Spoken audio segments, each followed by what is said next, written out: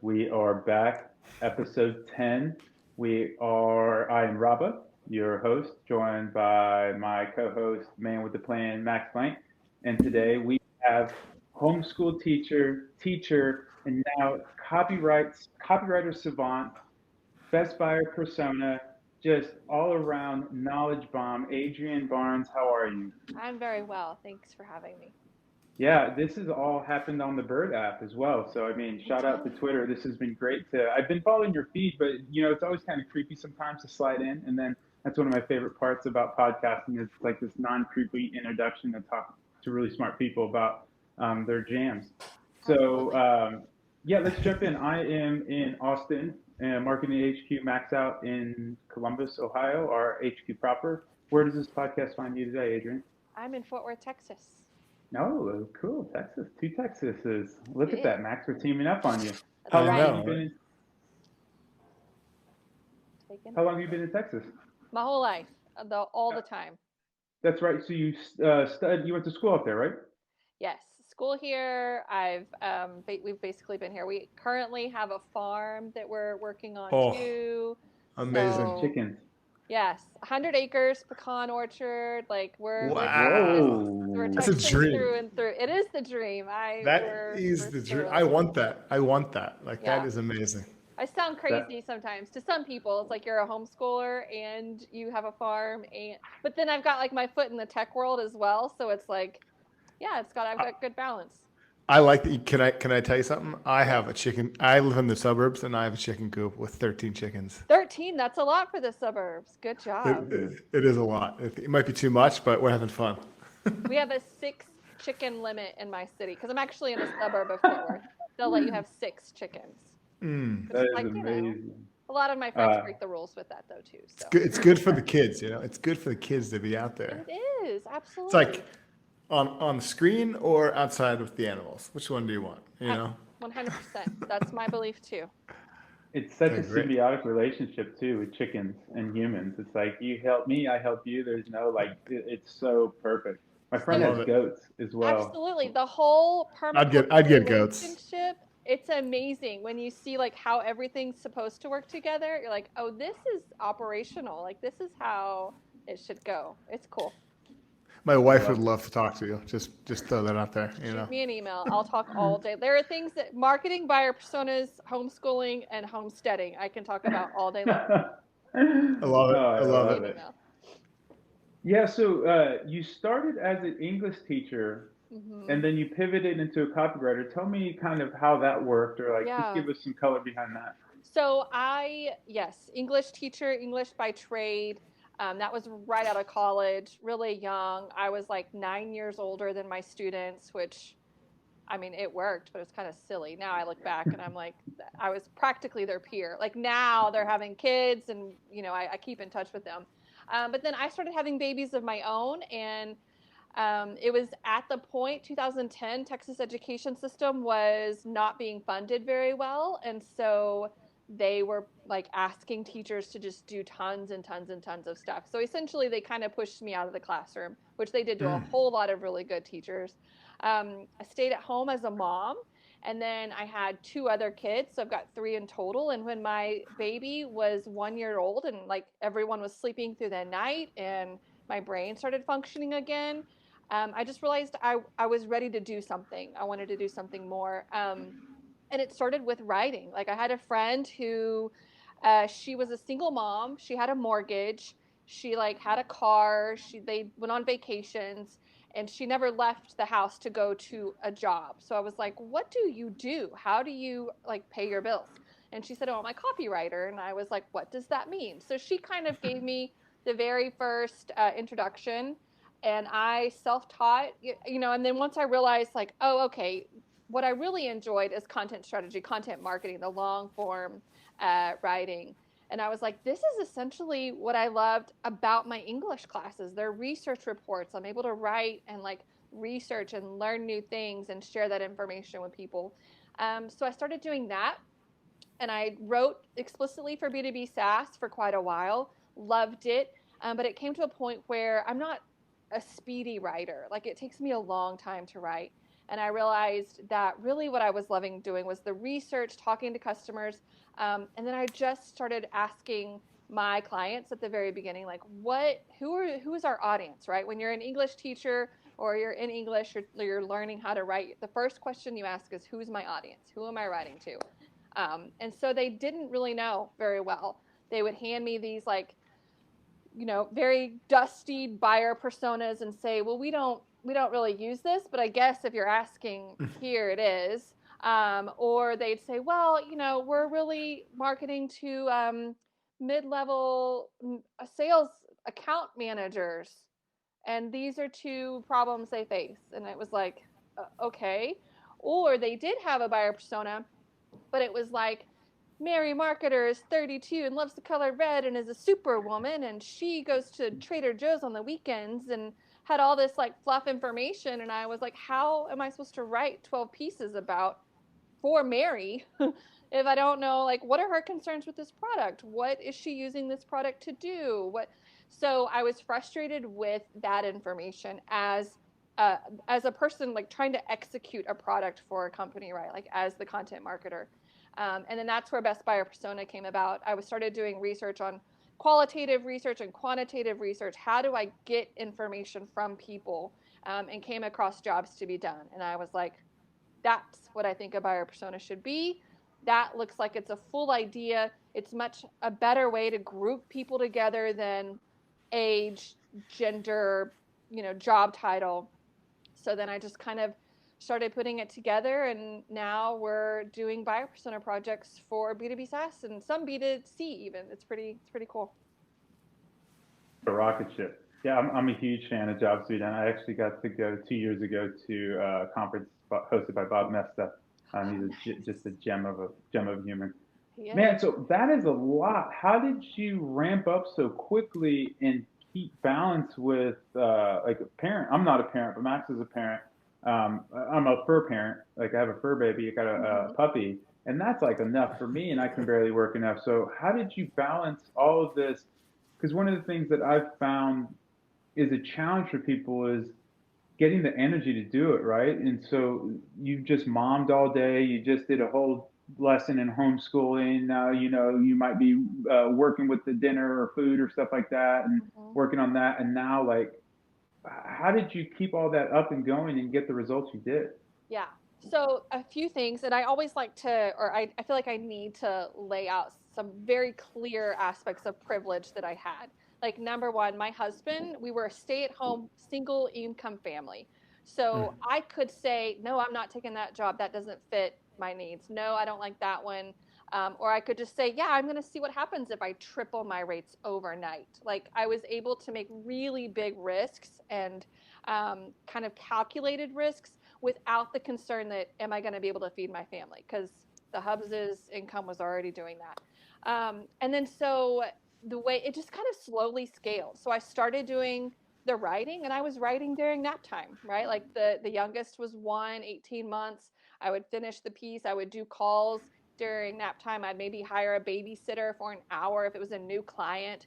And we kind of mentioned a little bit before the pandemic, I would kind of hide the fact that I homeschooled or that my kids were at home, because there was a stigma to it, right? Like, oh, you're not going to be able to do this job seriously. Or that was my fear. Nobody necessarily said Right. it, but my fear is that would be the concern. You're just a stay-at-home mom.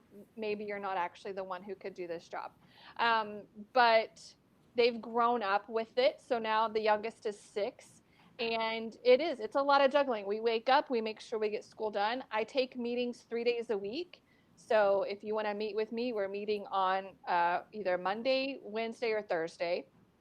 And then I execute and actually like make sure that my time and my schedule is blocked for deep work. As the work, like shifting from writing to buyer personas, it's shifted a lot of what is needed for me. I needed a lot of deep workspace to write.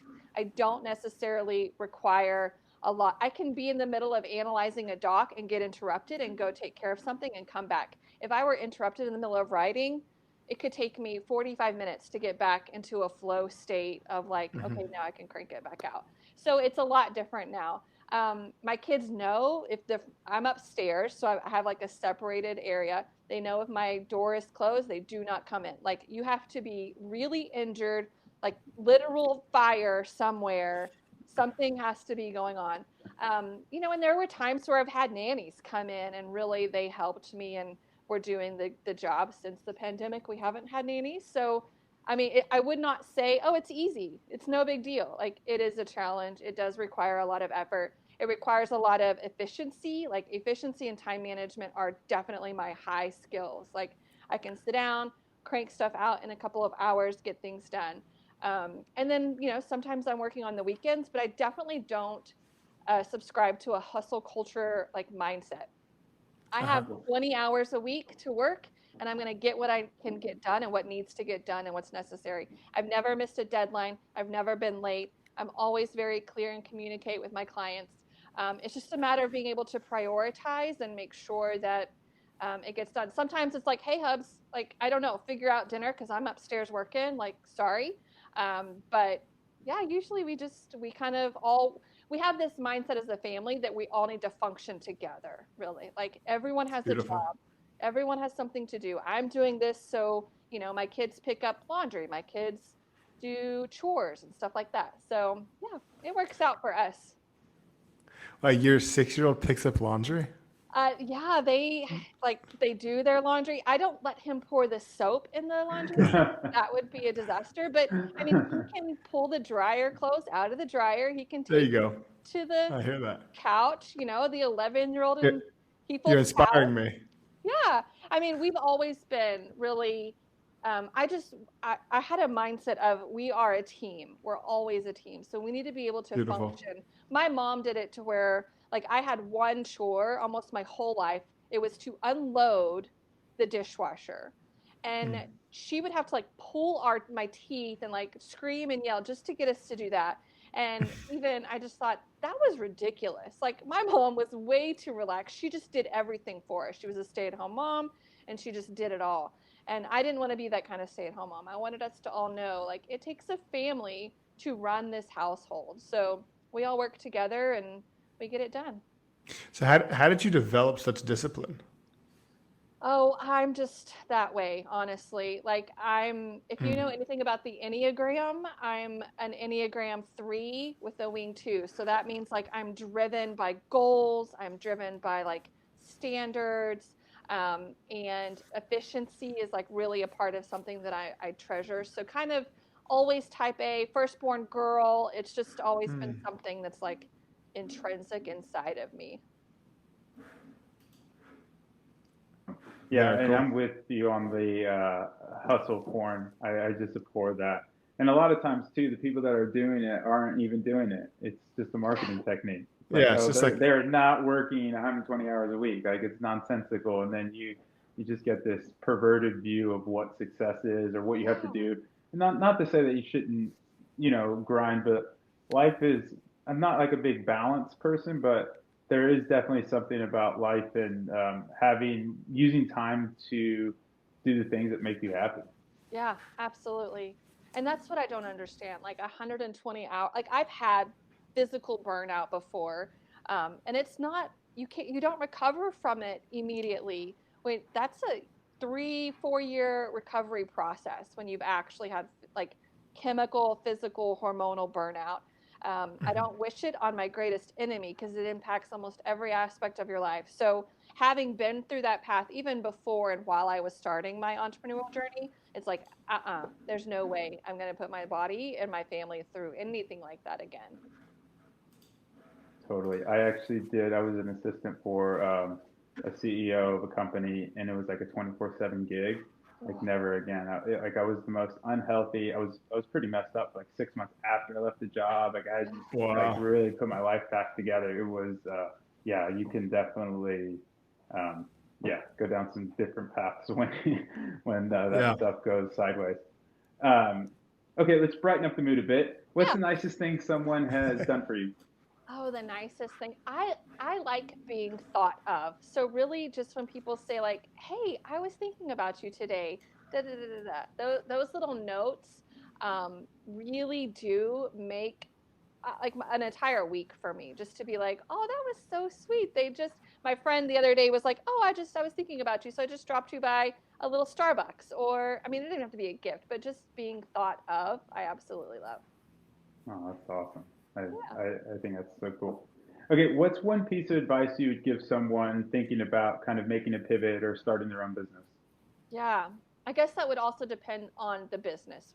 Okay, so one piece of advice, despite what type of business you're going to start, figure out what it is that you're solving for your customers. Like really understand why are they purchasing your product, and then talk to your customers. I'm really big on customer conversations, customer discovery, how to actually have real conversations that are going to extract helpful and valuable buyer insights, not just sales calls or like upgrading demos or anything like that. Really to be able to talk to those first customers. That would be my advice, regardless of whatever type of business you're doing. You could be opening like a plumber, you could be starting a farm, you could be having a B2B SaaS, D2C. Talk to those buyers, talk to those very first buyers, and don't stop talking to them. Just keep making that a part of your culture from day one. That's huge. In fact, over here at the Triple Whale, we just kind of started this process not too long ago.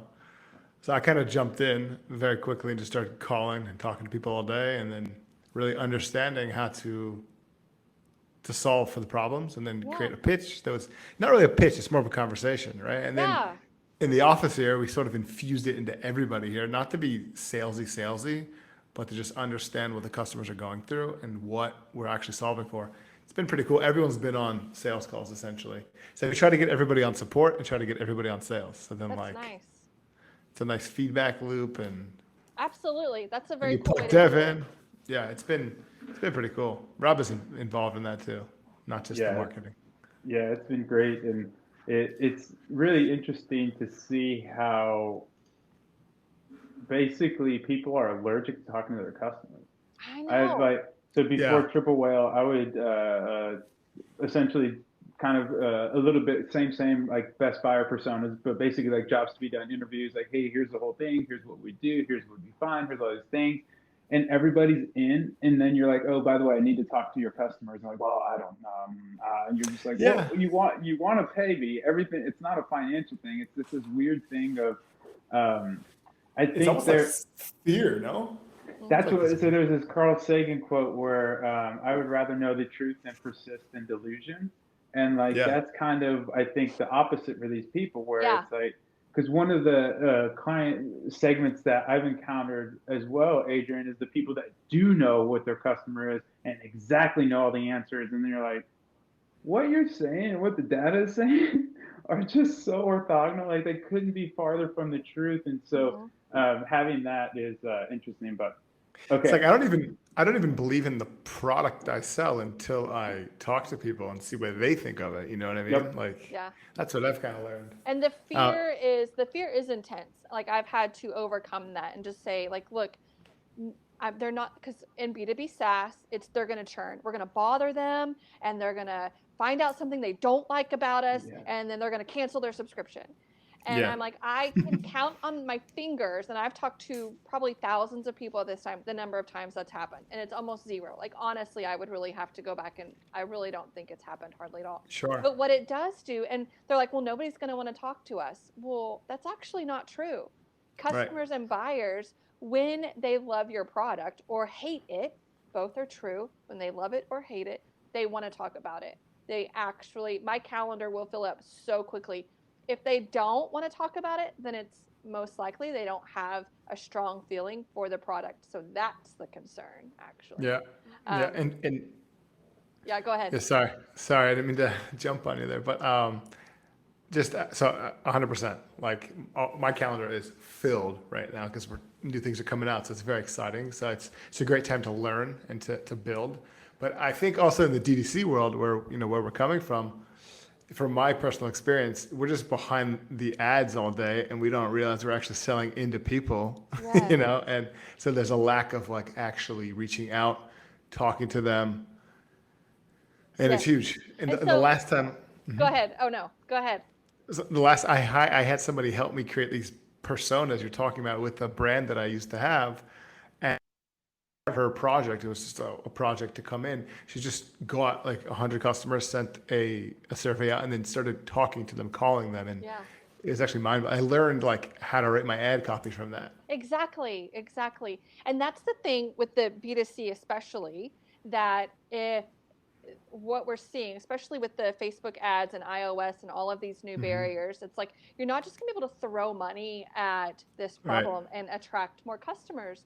And if you want to truly own your data and you're worried about losing that third party data, the best way to do it is to go to your own buyers and ask them the information. I have a friend who is in B2C and has a chicken box subscription called Chicken Box, and it's really cute. And he was dealing with Whoa. the issue of, yeah, exactly. Go check it out. He was I'm dealing with checking it the out right now. issue of the Facebook, right? Facebook did all Sure. these things, and they're like, we're noticing a trend. And I said, have you asked the customers who are leaving why they're leaving? And it was like, oh no, I didn't think about that. That one little thing, like just getting an idea of what it is, then you're able to solve that problem, and like boom. Like live chat, just have a Yeah. live chat right there, and so much you learn. It's like, Yeah. And I'm a big proponent of, like, I do both. So at Best Buy Persona, we have 4 prongs of research. We do surveys, we do the customer conversations, we do what I call digital intelligence analysis, and then social listening. So I'm getting so I get 20 conversations that really gives us a really clear idea of like what's the buyer's what's their why, what's that trigger that causes them to buy, all of that, their journey, their pain points. And then the social listening, I kind of get a background information. Like, now, is that accurate? Were they really right. telling me what they did? I can kind of validate on larger scales with the different varies of research that we do. So it's really interesting to see what people say they do, what then they actually do. But that's what I say. Like, I get my how they behave from the digital tools, because they could tell me how they behave, and sometimes that's wrong. But what the digital tools will never tell me is why they behaved the way they did. And Right. that's what the conversations get to. Huge. Yeah. Problem. You jumped the gun on me, so you Oh, jumped into sorry. the second, the big one, the value add segment. So I want to read a quote, and then we can kind of circle back to essentially what you're talking about. But this is from you. I'm on a mission to change the way marketers and founders create and use buyer personas. I work with B2B SaaS and tech companies to create useful, accurate, and jobs to be done focused personas. Answer the internal questions you have about your customers, users, and buyers. Best Buyer Personas uses a 4-pronged research method to learn who your buyers are, how they behave, and why they behave the way they do. And so you essentially kind of wrapped that up already. But a little side note here. When we say B2B, we mean business to business, if you don't know what that acronym means. And that just means a business is selling to a business. And then B2C would be a business selling to a consumer. Yes. Um, And yes. so give me a little bit more color behind the 4-pronged. I know you kind of just highlighted it, but can you dive in a little more? Absolutely. So we have customer conversations. And I recently came across a survey, and it's in this book, Deploy Empathy by Michelle Hansen. She wrote an awesome book. But this survey that she came to me said, or that she wrote about, like Nielsen and Company, these huge, large research firms, found that by having 20 conversations, you can get a 97% sentiment of your entire audience. So we were doing 20 conversations anyways. And then when I read that quote, I was like, oh, sweet. We can be very confident that we're getting the trends and the attitudes and the feelings of the entire audience of customers. So we do 20 chats, 30 minutes. And they're not like, I come in and it's very clear. I'm very upfront with the customers. I'm not a product expert. I'm not going to be able to solve any problem. I'm not here to, like, I can't really help. What I want to do is learn about your experience. And so that's what I'm very clear on the email before they schedule. This is what we're doing. This is what we're talking about. This is how much time I need. Like, can we schedule? And that fills up my calendar usually pretty quickly. And I think it's not because there's no confusion, there's no concern that I'm going to switch all of a sudden and show a demo, or like I'm going to try to upsell them on something. Like, it really needs to be, tell me about why you use this product. How did you find about it? Like, their entire customer journey, their experience, emotions, the whole thing. Then this survey, We do. We create, we design this survey, do the question development, really understand, okay, this is the kind of the information that we gathered from the interviews. I want to verify on a larger scale, but also get that kind of information that's just better in a survey. Like it's, what's your role? Check, check, check. That can be something that's easy to get. How many years have you been working in your company? How many employees are at your company? That kind of information that works really well to just gather in more of a data centric way than in a qualitative, like conversational way. And then we use digital intelligence. So that I use tools. That's SparkToro for me. That's Audience for me. Those tools go in. They look at the larger audience in totality, right? So they're looking at the entire interwebs, wherever these people hang out. They tell me what kind of platforms they're on most often and who are the influencers that influence either them on social media or that can influence their buying decisions, all type of people like that. What is their buying mindset? How do they purchase? Are they using credit cards? Are they using, I don't know what else you'd use besides the credit card, but it's essentially like, can they make decisions quickly? Do they need a sales team? Do they really want to take their time with buying? It goes into that kind of information. It uses IBM Watson data. So that kind of has a lot of this socio-emotional type stuff, like they're risk takers, or they're very more conservative, or they have a tendency to want to figure things out on their own, or they really do want help and support. So it gives me all that type of information that then I compile. And so we did surveys, the social listening also as well. So while I'm running these whole reports, I'm using Brand24. That's what I use. There are plenty of tools that do it. But I'm not using social listening as like your social media manager is. I'm not coming in. I don't need to see the brand being talked about. I'm looking for the topics being talked about. What are people saying about these pain points? What are people saying about, these frustrations? And then so all of that kind of comes together. I compile all the data, and then I segment the buyer personas according to job to be done. That becomes how I group the people together. And that makes a stronger segmentation than if you were to do it by job title or by age or heaven forbid gender or like all of those kinds of demographic information. It's a much stronger way to segment your audience. Yeah, I absolutely love that. A couple questions there. Do you find you have to incentivize people for scheduling interviews? Sometimes, yeah. How do you do that? So there are a few different options that we do. I've done one where the company had a shop, and they were like, "We'll send you a T-shirt for signing up for us." One was we were trying to launch a new tool, and we're like, "We'll give you 3 months beta access to this new tool." Sometimes we've done, especially if they're really challenging, it's a really hard audience to get on the phone. I mean, I'm talking like CEOs and like people who heavy, busy founders and stuff like that, doing a certain amount of money to a charity in their name works out. That's cool. Yeah, it works out really well. That one worked out well. I used that one when I was doing my own research for Best Buyer Persona, trying to validate this idea. I was like, hey, for 30 minutes, I'll donate $30 to the charity of your choice.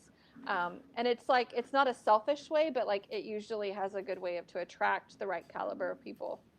Yeah, I love that too, especially it's almost like a meta jobs to be done because the job to be done for that person, usually they don't need any more finances, right? Like Yeah. $100 or $1,000 to most of these C-suite people, it's not even a drop in the bucket. It's not worth my time.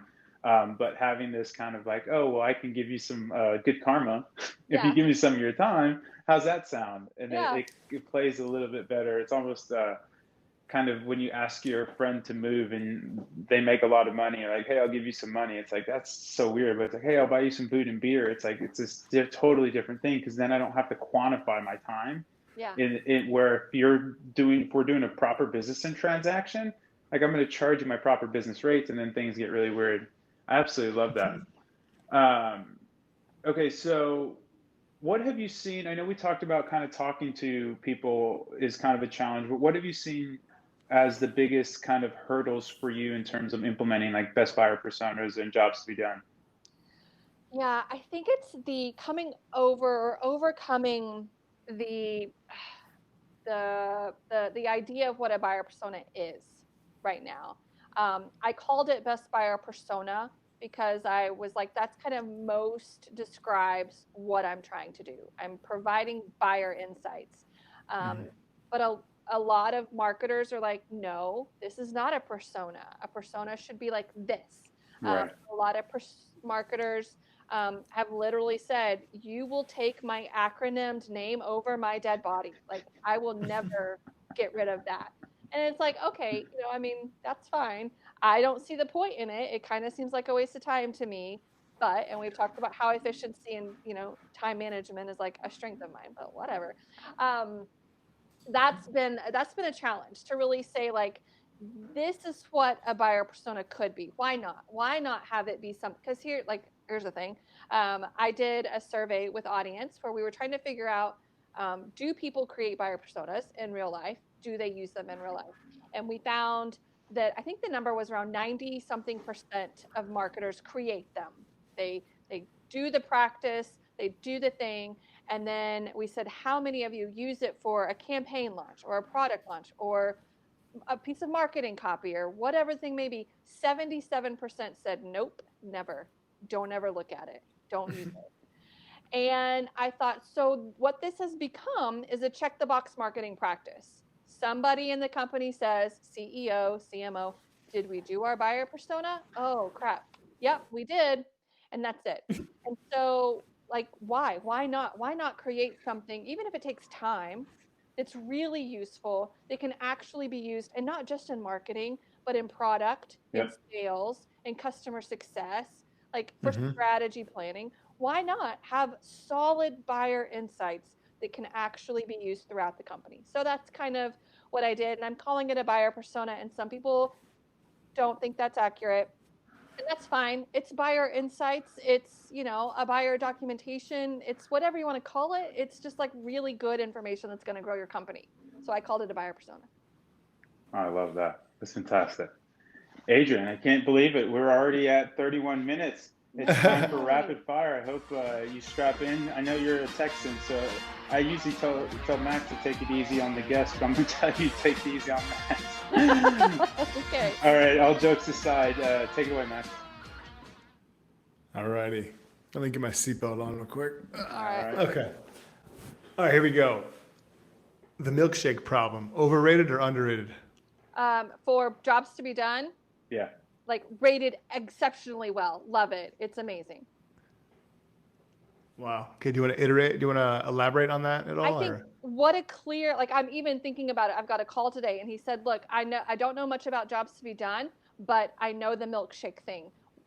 How are you going to apply that to my business? So Yeah. as an example, as a picture, as a story, oh, it clearly defines. And then I can use that example and say, but here's how I can use it in your company. Like this is what that means. If you were to say, why are people buying milkshakes? Your first guess would have been they have a sweet tooth.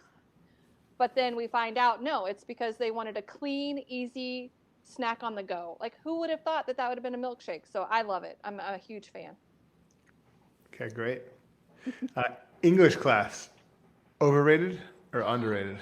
Um, Underrated. It's so underrated. Humanities are the core of like society. You need to be able to read and write. If you can read and write and research, you can do almost anything.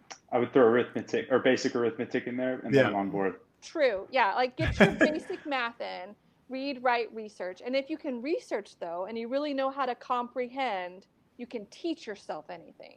Yeah. Love that. Well That's what, said. that's the true goal. English class, overrated, underrated. Learning to teach yourself is the thing. Like, there are plenty of overrated English classes, but it's I, I would even throw in like discipline in there for myself, like just yeah, discipline. Throw it in, you're unstoppable with all that. absolutely. Uh, Homeschooling, Oh, underrated or overrated? it it is underrated. Man, I'm just like 10 for 10 because I mean, It's good. yeah, it's definitely it's misunderstood, number Hmm. one. Like, we're not wearing denim jumpers anymore. We don't just never leave the house. We're not hiding in secret. We do socialize. Holy crap. If I hear that homeschoolers are not socialized one more time, like, we do. There's more. I have to say no to more in my kids' schedule than I would if they were in school. So definitely underrated. If you've been thinking about it, give it a try. You can always enroll them back again. That's what I tell everybody. Like, once you do it once, you're not like committed for life. You Yeah. could unroll them, give it a try, enroll them back in school. The public school district will welcome you with open arms. Trust me. Copywriting, overrated or underrated? Oh, You can probably guess where you're going here. Oh, so okay, this one's challenging. It's All right. so important. It's so crucial. You need to learn to do it well. But people think they know how to do it well and they don't. So I'm not sure what rated that is, but that's definitely like, be good with hiring the expert to do the copywriting. Like, Right. it needs to be handled with care, and it does require like expertise to do it right. I hear it. Favorite meal and why? Oh, favorite meal. Okay, so favorite meal. Well, okay, my birthday is on Sunday, and Happy birthday. Thank you. I requested barbecue. So typical Texan probably, but we're gonna have brisket and ribs, and Wow. we're going the full nine. Do you have a favorite Austin barbecue place? I could be like real basic and say Franklin's, but I'm gonna actually say the guy across the street. I can't even remember his name, but there's like that one little small hole in the wall joint across the street from Franklin's. La Barbecue? Maybe it is. Yeah. Yeah. Frank is a super strong guy, but yeah, great. How far is Fort Worth from Austin? About 2.5 hours, 2:45. Traffic dependent. Yeah, depending on if I'm going North Austin, South Austin, East Austin. It depends on where in Austin. Yeah. Everything in Columbus is like 7 minutes. And there's no traffic. There's nothing in Texas that's 7 minutes. I can barely get to my local grocery store in 7 minutes. Sure. Texas is massive. Favorite newsletter? Oh gosh. Okay, so recently Amanda Natividad, I probably butchered her name, but she's from Spark Toro. Yep. She's a great friend. Amanda Nat on Twitter. And Ann Hanley's is always really good. Yeah, those are my top two favorites right now. Like, that I'll actually read. I get a lot. I'm doing a lot of Web3 research right now, so Balagius, how do you say his name? Bilal, I can't. Balagis. Yes, He's guy. big VC. Yeah. Yes. Bilal, I think it is, or something. I could be like butchering it as well. Yeah. The internet. Here we knows. go. Yeah. Favorite place to travel to and why? Oh gosh. Okay, can I pick a place I haven't been to yet? Sure. So, okay, cool. Paris is where I've always wanted to go. I've been to Italy, I've been to England, I've been to Ireland, and it's just one of those places that I haven't been yet. And I was planning to go over the pandemic, but now it's like, and things still feel a little iffy and wishy-washy to me, but definitely want to go to Paris and France because my husband's family's from there. So, want to go. Oh, cool. Yeah. That's fun. Okay, favorite way that you spend your time? On my farm. If I'm not like reading, I'm on my farm. Like, that's my favorite reset. Cool. It's amazing. So you have 100 acres? We have 100 acres. Yeah. That's legit. What kind of animals? Do you have any animals over there? Not yet. So we're not living there full time, and we feel like if we're going to care for animals, we need to be there full time. Sure. So Or get a ranch hand. yeah, maybe. It's I don't know if it's big enough for a ranch. I don't know. 100 acres. It's pretty big, but like, That's a lot. I've noticed on weekends that I don't go out to the farm and spend time. Like, I like to walk the orchard and spend time. That next week, my nerves are a little bit more wound up. Like, I'm a little bit more short-tempered, a little more scattered. It's a complete reset to be out there, and like, it's like a neurological nerve system reset. It's amazing. It's my favorite thing. Oh. The Japanese actually have it translates to foresting, but ultimately like a verb for going out into nature and healing, like just by being in nature. Yeah, I totally agree. Highly recommend. Big nature guy. Do it. Sure. Favorite follow on Twitter? favorite follow on Twitter. Oh, these are hard, hard, hard. I feel like I'm gonna list the same like two people because it's what Okay. I'm always like, who am I actually following? Um, Gosh, I feel like there was somebody that I just recently. No, who is it? Okay, I actually remember. He's right here. Mm-mm-mm-mm-mm. Oh my gosh, I know I'm taking too much time for this silly Oh, it's question. okay. They're For rapid those fire. for those listening, she is looking up on Twitter and totally cheating. I am cheating. I am because names are hard for me to remember if I'm not like reading you. Where did they go? Okay, well then the standards always love Kristen from HubSpot. Like she's always great. Love Amanda. She's great. Um, Josh Garofalo right now is doing really interesting things with some like category story stuff. So he's promoting. Also, Alex Burkett, who's also coming to. We're gonna see him next week. Also Oh, great. look at this. So another Austinite Texan for All you. right.